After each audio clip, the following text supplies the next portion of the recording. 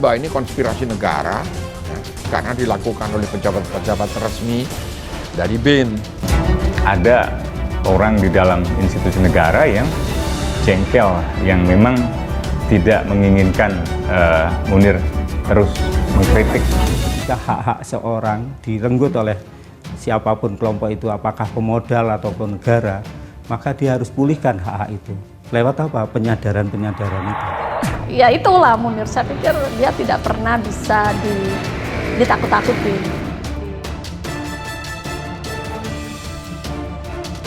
Pesan Munir di proposal disertasi sebelum tewas dibunuh. Islam itu kan membuat orang untuk tidak kufur. Memerangi kekufuran, agar orang tidak kufur adalah memerangi kemiskinan, supaya orang tidak miskin.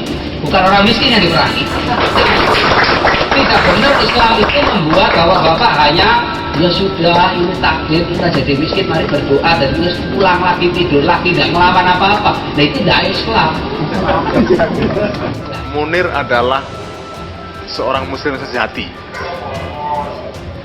Buat saya itu Munir adalah contoh seorang muslim yang sejati. Jadi bagi saya konklusinya mungkin teologinya Munir ada teologi simpel itu aja.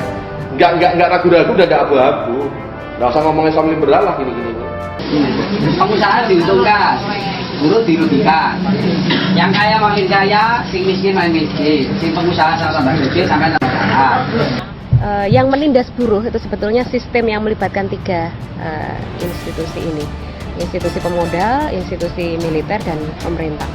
Jasa Munir yang paling besar buat gerakan hak asasi manusia adalah membongkar mitos bahwa tentara tidak bisa dilawan. Dan Munir adalah orang yang paling berada di barisan depan melawan mitos itu. Saya kira upaya untuk mengungkap kasus ini kan pasti banyak mendapatkan perlawanan, pasti mendapatkan hambatan-hambatan yang ditujukan untuk menutup kasus ini. Direktur Eksekutif The Indonesian Human Rights Monitor atau Imparsial, Pungki Indarti, masih ingat betul permintaan bantuan dari mendiang Munir Said Talib saat ingin berangkat sekolah ke Belanda 2004 lalu. Munir minta bantuan untuk menerjemahkan disertasinya ke dalam bahasa Inggris. Disertasi itu disiapkan Munir untuk mengambil S2 bidang hukum humaniter di Universitas Utrecht.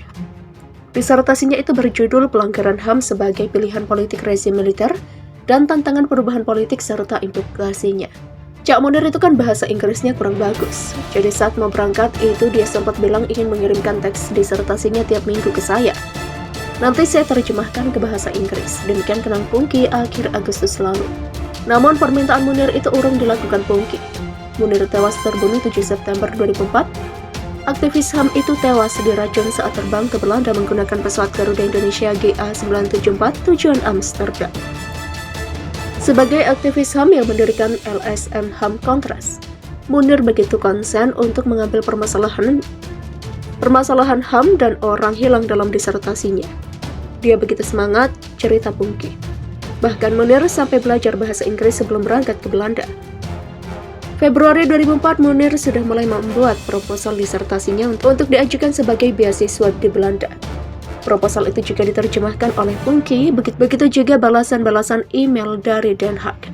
Berikut penggalan latar belakang disertasi yang ditulis Munir sendiri.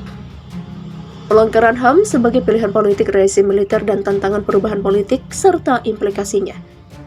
Studi atas praktek penghilangan orang dan peran politik militer di Indonesia.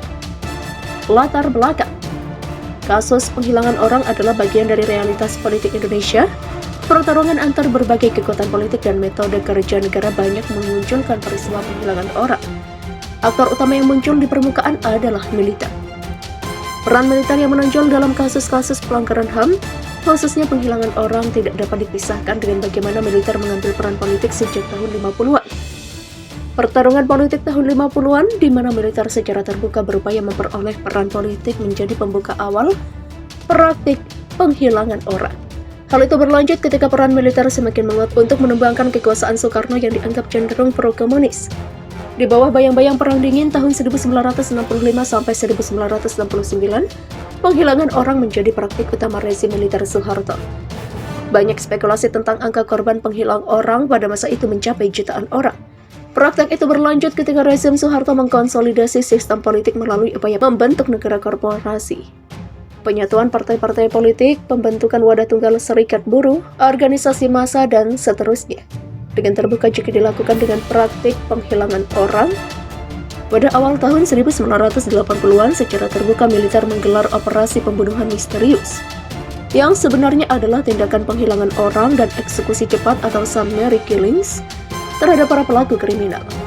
Pada masa yang sama, Soeharto dengan didukung penuh militer juga mengumumkan akan menculik atau menghilangkan politisi yang menolak memperlakukan asas tunggal Pancasila. Praktik itu berlanjut sampai jatuhnya rezim Soeharto pada Mei 1998. Jatuhnya rezim Soeharto dan muncul agenda demokratisasi memang melahirkan koreksi atas praktik pelanggaran HAM. Hal ini juga berhubungan dengan agenda menarik mundur militer dari peran politiknya. Akan tetapi realitas politik menunjukkan hal yang berbeda. Proses transisi politik itu tidak segera diikuti kemampuan kalangan politik sipil merubah sistem politik dan cara kerja kekuasaan. Penghilangan orang sebagai model tindakan represif ternyata tetaplah berlangsung, meskipun tidak dinyatakan terbuka sebagaimana masa sebelumnya. Transisi politik merupakan harapan utama untuk merubah keadaan, mulai menarik militer dari kancah politik, perubahan hukum yang menghapus impunity, pertanggungjawaban kejahatan masa lalu, tuntutan mengungkap kebenaran sejarah, dan seterusnya. Akan tetapi realitas politik memberikan gambaran yang berbeda, bagaimana aktor-aktor politik mempersepsikan kebutuhan politik kekinian dan permasalahan masa lalu sebagai sesuatu yang mesti koreksi atau justru semata media pertarungan politik. Kenyataan koreksi atas berbagai kejahatan masa lalu serta pentingnya menarik militer dari kancah politik juga berhadapan dengan persepsi baru tentang kebutuhan-kebutuhan nasional lainnya, seperti konsolidasi, demokrasi, stabilitas politik dan keamanan, integrasi bangsa, dan seterusnya. Hal ini juga diwarnai dominasi pandangan militer dalam kehidupan politik di masa transisi yang demikian kuat. Konsep keamanan kebangsaan penegakan hukum jelas masih tergantung pada persepsi masa lalu yang didominasi kalangan militer. Sementara para pelaku politik baru relatif gagal mengembangkan konsepsi baru yang dapat menuntut perubahan.